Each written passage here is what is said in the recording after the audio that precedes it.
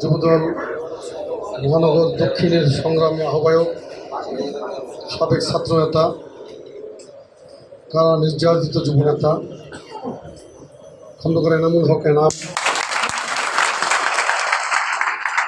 উপস্থিত রয়েছেন বাংলাদেশ জাতীয়তাবাদী যুবদল কেন্দ্রীয় নির্বাহী কমিটির সংগ্রামী সাংগঠনিক সম্পাদক,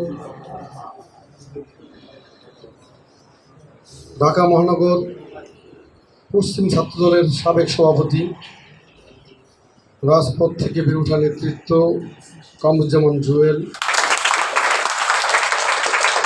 উপস্থিত যুবদল দক্ষিণের সংগ্রামী যুগ্ম আহ্বায়ক ইকবাল হোসেন বাবলু, যুগ্ম আহ্বায়ক মুকিত হোসেন, সাবেক যুগ্ম আহ্বায়ক আশিকুর রহমান বিপ্লব, সাবেক যুগ্ম আহ্বায়ক আর.টি. মামুন,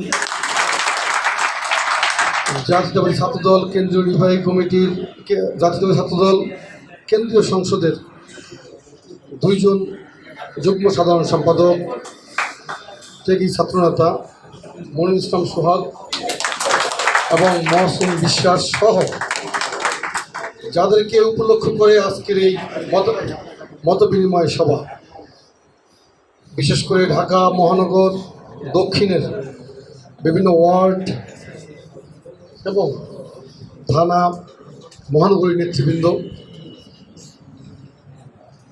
আমার কাছে মনে হলো যে আগের যে কোনো প্রোগ্রামের তুলনায় আজকের প্রোগ্রামটা অনেক সুশৃঙ্খল। এই জন্য আমি খন্দকার এনামুল হক এনাম